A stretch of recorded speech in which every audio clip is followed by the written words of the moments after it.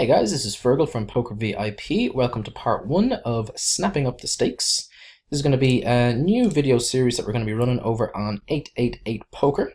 What we're going to be doing is, as the name would suggest, we're going to be playing Snap Poker the whole way through.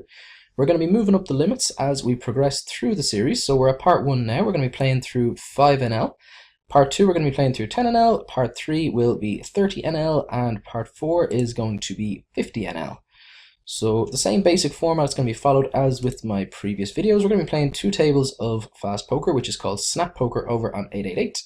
I'm going to be talking you through my general thought process, and as we move up the limits, I'm going to talk to you a little bit about the types of adjustments that you should be making in these games, and hopefully show you how to go ahead and beat these kinds of limits. So for players who are looking to grow their bankroll from the lower limits and move up, this will be an ideal video series for you. So with the 5-6 suited over on the left table, we opened up, we fired a c-bet on this board. We get min raised, which makes me sad. We're just going to go ahead and fold. Trying to make anything crazy with such a low equity hand here would be a blunder in my mistake, or in my opinion, should I say. And the pocket fives here, when this guy chooses this sizing, we're just going to go ahead and let this one go as well. It's a pretty good board for pocket fives, so I'm not thrilled, but due to his large sizing, we're kind of priced out there. When we're out of position, it's going to be very, very difficult to play that profitably post the flop there as well on the turn and river, because we're not really going to be in a position where we can start doing any betting ourselves unless we happen to bink our 5. And if we are ahead, our opponent is still going to be able to put us under an absolute ton of pressure with multiple barrels on later streets that we're not going to be able to call. So he's going to be able to bluff us off of our hand really, really effectively.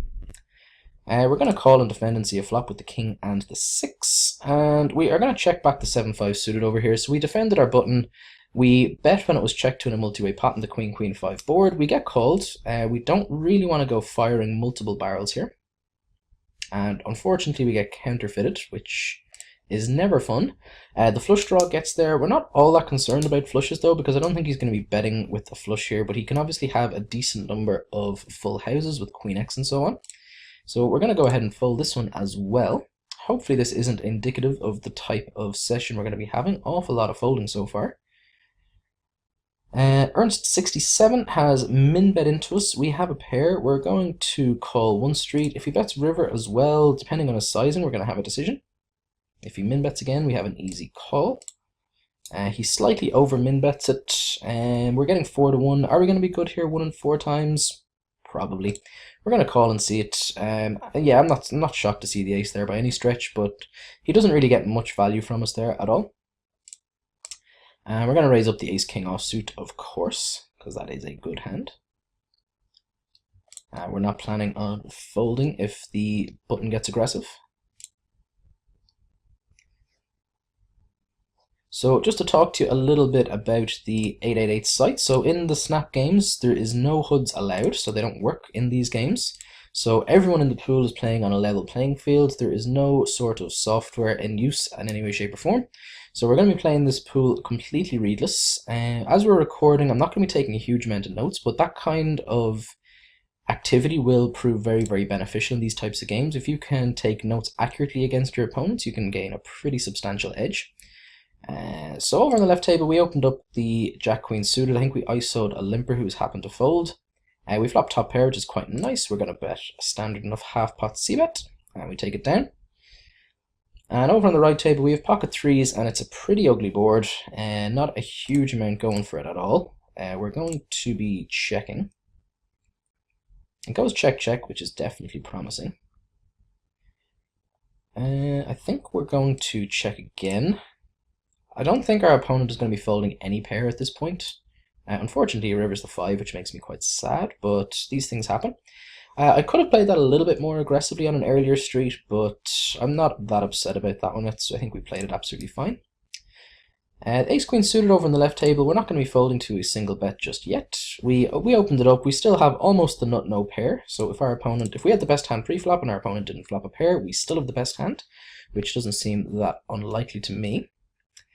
The turn goes check-check, which is very promising, and we are going to check again, and hopefully our opponent checks back. So he has pocket fours. Again, he took a fairly reasonable line. We still had a decent amount of equity on the flop against that type of hand. And as I said, if he's just taking a small stab with his kind of missed broadways and so on there, we are going to win that at showdown sometimes as well. So I have absolutely no regrets about our line there. Where that gets tricky is if he starts firing multiple barrels. Then we do have a decision for sure. But peeling the flop there, especially with the backdoor flush draw, makes that a pretty easy play in my opinion, even out of position. We're going to be ISOing the limper here. We're going to be, one trend you'll notice quite frequently, especially at the lowest limits, is that we're going to be ISOing limpers really, really wide and looking to take down pots aggressively post-flop. So the ace 8-3 prime board to be c-betting here when we've missed. We're going to get an absolute ton of folds here from all sorts of pocket pairs, from suited connectors, those types of hands, which have decent enough equity against our holding, if not ahead. So anytime that you're able to fold out better hands, that's always a good result for us. And there we will do so reasonably frequently for sure. And with the ace-10 suited here over on the right table, we're not really looking to put any more money in at any point, especially with the 3 hearts on board. We had a gut shot. Our gut shot now with the 3 hearts on board is pretty meaningless. I actually probably should have fired once on this flop potentially, but it's never going to be that big a mistake just to check it back. So we're going to give that one up and move on to the next hand. It's the beauty of Snap. You're never waiting too long to be dealt in. On the left table, we're going to be opening up the 8-9 offsuit if it is folded to us, which it is. We're going to be min-raising the button an absolute ton. We're opening it very, very wide. And we're going to be firing on this board. Pretty difficult for him to have connected with. And we take that down, which is always nice. And again, going back to what I was talking to earlier on, we're going to be ISOing these limpers really, really wide. And I'm expecting a huge amount of just sort of calling and then playing really straightforwardly post-flop. So with the ace-9, we're actually going to check back this flop for deception. And we're going to have a bet now. If he has a 10, he'll be very tempted to call us when we take this line. And if he has a worse ace, or if he has a better ace rather, we are pot controlling it a little bit as well. I don't actually love this jack. He can definitely have hands like 10 jack. He can also have hands like queen 10, king 10. And sometimes he does have the better ace as well. I think we're going to check this back. This is pretty close between a bet and a check. So our opponent checks back pretty quickly, and we get shipped the money. Maybe I missed a little bit of value there, but just that jack really didn't sit too well with me. He's going to have even hands like 8 jack and those kinds of unusual holdings that he may have peeled a turn bet with are possible. So, and it just means that there's an extra overcard there if he does have a 10, so he's less likely to pay us off with a single 10, which is the kind of hand that we were targeting on the turn. So it's a little bit nitty, but I don't think it's going to be too bad. And again, seems to be an absolute limp fest in this pool, so we're going to be sticking with our original plans and just ISOing super, super wide. We get 2 callers this time around, which isn't ideal, and we whiff the flop pretty hard, so we're not really going to be investing more here. This is a pretty connected board. There's a pretty decent chance that one of them is connected in some way, shape, or form, so no harm, no foul. We will move on to the next hand. As I said, anyone who is going to be limping and calling that frequently, they're pretty much just burning money. So you want to be playing as many pots with them as possible, preferably in position, but even if you're out of position, you can still play really profitably against them. So we're going to be doing that, as I said, as much as we possibly can and as wide as we think we can get away with. The 4 and the 8 is going to be a fold, as is the jack and the 4. The 9-10 though, we're going to be bringing it in for a raise. It's raised before us though, so we're just going to give it up.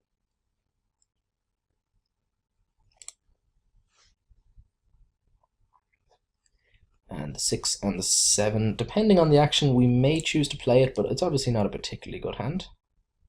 We're definitely not playing it heads up to a 3x from under the gun. If there was a min raise there, we'd be defending it pretty frequently. If it was a multi-way pot, we could be defending it pretty frequently. But heads up out of position when we're only getting 2 to 1 on our money is going to be a losing proposition with a hand that trashy in the long run. And the 5-7 offsuit again, we will be opening it if it's folded to us on the button, but again, it's open to us beforehand, so we give it up. We get 3-bet here. This guy is a short stacker. I wouldn't be a huge fan of calling this hand even if we were both 100 BBs deep, but the fact that he's a short stacker makes it a really clear-cut fold. Anyone who would choose to continue with this type of hand is just going to be spewing money. We're not going to connect with this flop anywhere close to the correct frequency to turn a profit there by continuing. I think that's a mistake a lot of people do, especially at the lower limits. They really overvalue the power of pseudo connectors.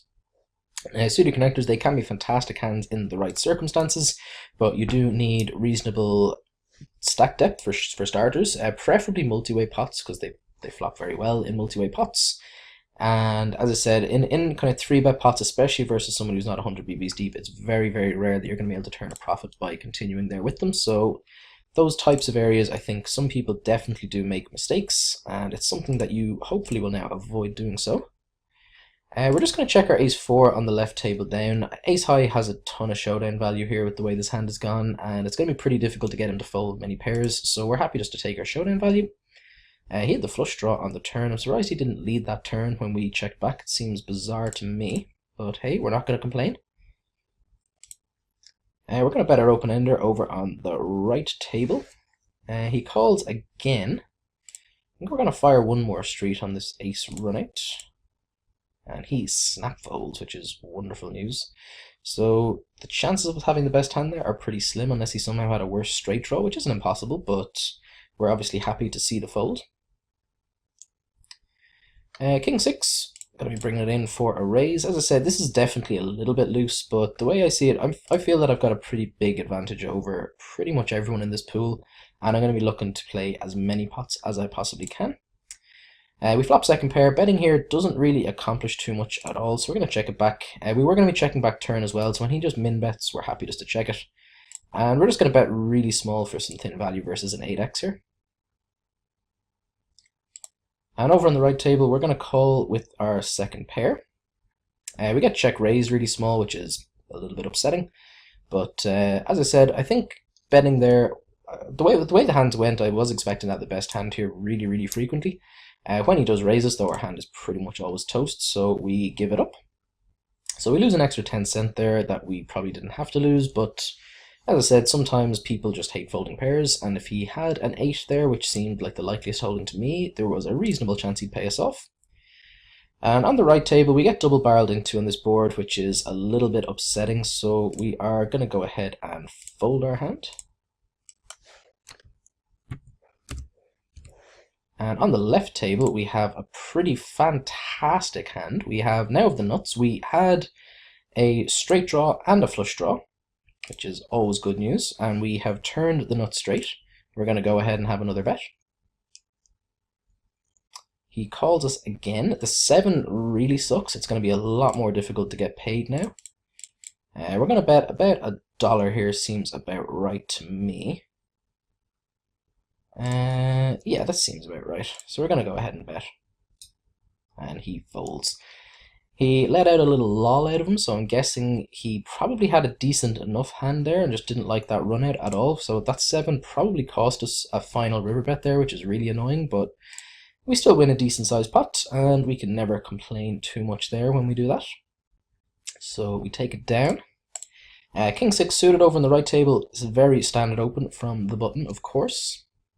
Pretty much any suited king from the button is going to be fine to open. Depending on the players in the big blind, if you have a little bit of information on them, you can be opening all suited queens as well, for sure, and even all suited kings as well. But again, those types of hands you want to be more so have a little bit of information on the players in the blinds before you do so. Suited kings, though, are always going to be fine. We're going to call with the pocket 3s on the left table. It kind of sucks that this guy is short stacked, but we're still getting the correct implied price to continue. And we're going to see a multi-way pot. It kind of sucks being out of position with the queen 10, but we're just getting too good a price. We could opt for a squeeze play with the queen 10 for sure. That would be a reasonable option, but in this instance I chose to call. And we're not folding when we flop a pair just yet. If we get double barreled into, we are going to give it up. And over on the left table, we get squeezed and we get re-raised, so we're going to go ahead and stick our hand where it belongs, in the muck.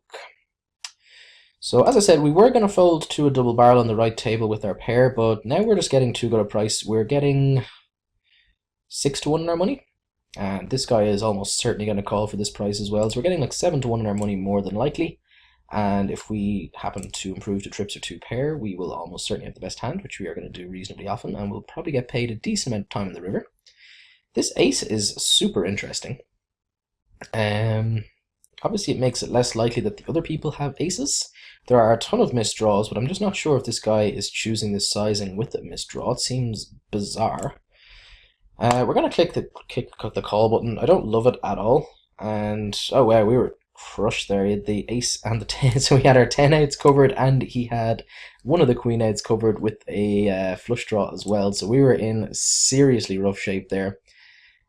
So we're not gonna, possibly not the best way to go winning pots when you put more money like that in that far behind, but obviously that's one of the very, very specific combos where we were getting nowhere close to the correct price. Against a ton of his worst ace X, or even his better ace X as well, that don't have two pairs, we are going to be getting the right price there on the turn.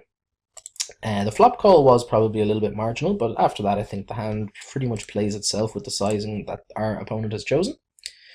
We're just pretty lucky that a 10 didn't roll off. That would have been pretty upsetting, because we would have let out for a reasonable amount there. I assume he would have raised. He may have just flat called if he's a nitty player though. And when he raises, it puts us in a really awkward spot with two pair there. I like to think I'd make that fold, but I'm not 100% sure. It'd be a tricky spot for sure. The queen and the deuce, not going to be good enough, nor is the dreaded 7 or the deuce. Queen 10 offsuit though, definitely going to be good enough for a raise. We're actually going to use this as a 3-bet bluff here. We haven't really been 3-betting much this session at all. This seems like a pretty reasonable spot. This guy is only min-raised from under the gun. He hasn't shown a ton of strength by any stretch, and I think we're going to get this through reasonably often. And if we do get called, which we do, we're going to have position post-flop with the betting initiative, which is usually going to be a profitable scenario. I don't love this board because he can definitely have a decent number of pocket pairs that A, have sets, or B, are over pairs. He can have hands like 8s, 9s, 10s, and so on. But he's also going to have a decent number of Broadway cards that are ahead of us right now. So we're going to bet and look to fold out hands like King High and Ace High. So we get called. We're going to fire again, I think.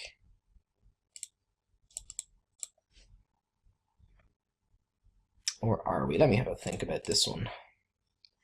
It'd be useful to have a little bit more information about this pool as to whether people are just calling with kind of random overcard type hands. We're going to fire again here and see if we can get this through on the turn. I'm going to assume this guy is never folding a hand like pocket 8s or 9s. I was more so targeting his overcard floats on the flop that he may have, like his ace kings, his ace queens, his ace jacks, those types of hands potentially. And over on the right table, we have the 7 and the 8 suited. We are out of position, which sucks, but we have reasonably deep stacks. We're going to call, and we're going to see a flop, and we are going to flop a gut shot and a flush draw, which is exciting. So we're going to check to the raiser. I think we're going to go for the check and the raise with the combo draw. So we're going to make it just under $2. If we take it down here and now, we're absolutely fine with that. If we get jammed on, we don't love it, but we're obviously calling off with so much of our stack invested and a hand with so much equity. Let's get lucky, guys. So we call, obviously. He has the pocket aces. We have decent equity, as I said, against that hand. We brick off, unfortunately. We didn't have to check raise that by any stretch, but as I said, if we do check raise, lots of good things can happen. He can fold all sorts of better hands. And as I said, even when we do get jammed on, we have a flush draw and we have a gut shot, which leads to a lot of outs twice, which is very, very good equity. If he has a hand like pocket kings, obviously we're getting probably, even against that hand, we still have decent equity, but not as good as we'd like, obviously. Against a single pair like pocket aces, though, we have more than enough equity there to be happy enough about that get-in. We're close enough to flipping there versus aces. We're marginally behind, but as I said, our extra fold equity with the check raise on the turn that we have will definitely make that a profitable play. And as I said, unfortunately, we just couldn't get there, but we're not going to worry too much about that. Once you're happy with your play, you don't really need to worry about too much about the results at all. As I said, I mean, I was happy with my rationale, I still am, and that's all that you can do, really. So we have all of the suited aces on both tables. Hopefully this goes multi-way. Against this short stacker, we are just going to fold our ace-x. If it went multi-way, we could have called, but heads up versus a guy who's in for less than just $2 exactly, it's going to be pretty difficult to turn a profit out of position. The pocket nines, we are probably going to 3-bet. Yes, we are.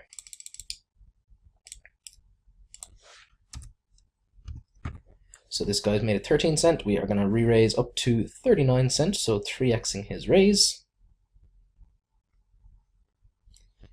And the queen 4, we're not really planning on putting much money in. So this guy has re-raised us. I don't like folding pairs, so we're going to go ahead and stick the money in the middle. We can call, I was about to say, we can call and look to play against ace-king really profitably. We just have a big hold on our hands now. Unfortunately, he gets there on the river. So we get it in good though. It's obviously we're flipping, but we do have, you know, a 5% equity edge there, which over the long run, that 5% equity edge will add up. But unfortunately, we lose 2 pretty big flips now, so we're down about 2 buy-ins for the session. We're up a little bit over on the left table, so a little under 2 buy-ins for the session so far. But equity-wise, we're pretty much close to neutral. We're probably marginally up equity-wise, but including our winnings over here. But it's going to be pretty close to it. So unfortunately, as I said, we couldn't get there either time.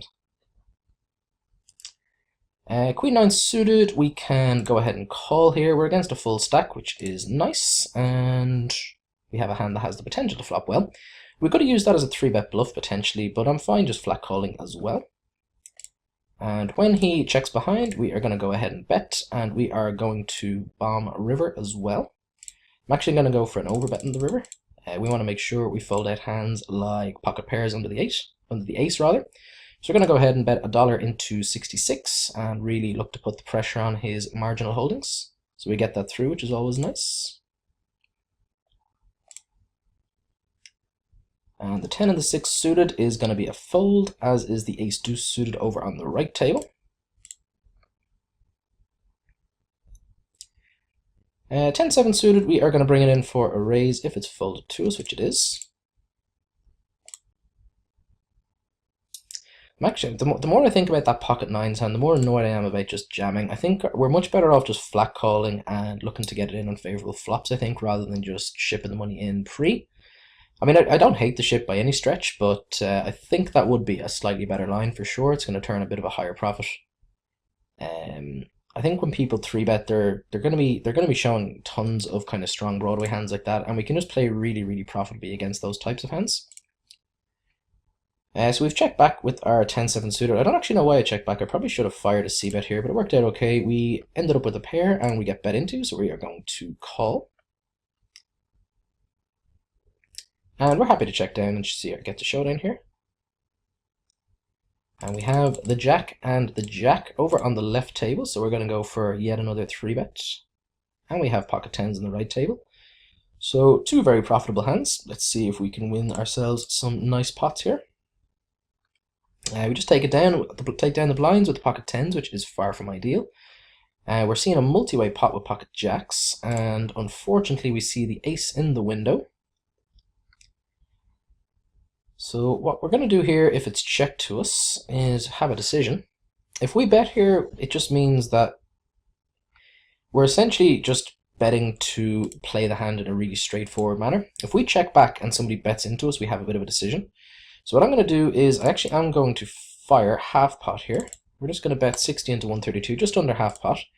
And this is essentially, normally I really don't like this kind of idea of betting for information. But I think in this spot when it's multi-way, I think it's going to be a pretty wise move. I think people are going to behave really, really honestly to it. So if anyone puts any more money in, we can safely assume that we're in trouble. Obviously, some flush draws may decide to re-raise, which would suck if we fold versus a flush draw. But even then, we're still not crushing by any stretch. And as I said, if we check back on one of these players' bets and the other folds, it just means we're going to have a really, really awkward decision when we've checked back this flop, because our hand is really, really face up, which I don't like. So, as I said, normally I'm not an advocate of this type of play, but I think this is one of the spots where it is warranted. So let's see if it works out. We have Utet in the tank. He is really not sure. Maybe he's having internet problems, maybe he's timing out, who knows. And over on the right table, we have top pair with an open ender. So we take it down with the jacks, which is nice. As I said, I don't love my line there by any stretch, but I think with the way that we play it there, it's the way that will prevent us from making the most mistakes, which is when you're out of position, there's a lot to be said for that. So I'm definitely not at all happy taking that down there and then, it's absolutely fine by me. And we check it down with our Queen 7. As I said, I'm pretty confident that guy had very, very little on the flop, so checking to pick off a bluff seemed fine to me. We have an ace and a queen on the left table, and the board came ace high, which is wonderful news. We're going to go for a call here. The jack is good and bad. I mean, the reason I flat called here was because hands like ace jack are for sure possible. And now random jack x, especially doggles can have random jack x. I don't really expect engineer to have jack x that often at all. We're happy just to check this down, and in a multi-way pot, kind of betting here for value seems tricky. This seems really nitty calling down versus this sizing though. This seems really nitty. But okay, let's do it. Let's see him. Yeah, I think I misplayed that hand. I think we should be putting in more money ourselves at some point there. But, I mean, just the fact that it was multi-way just makes it so much trickier, though. I think if we raise and we get re-raised, we obviously have to fold. But I think we can raise and get called by worse aces there a pretty hefty chunk of the time. Ace-10 is for sure calling. I can almost be positive of that versus that guy's sizing. I'm going to assume he's a particularly bad player when he chooses that kind of sizing the whole way through.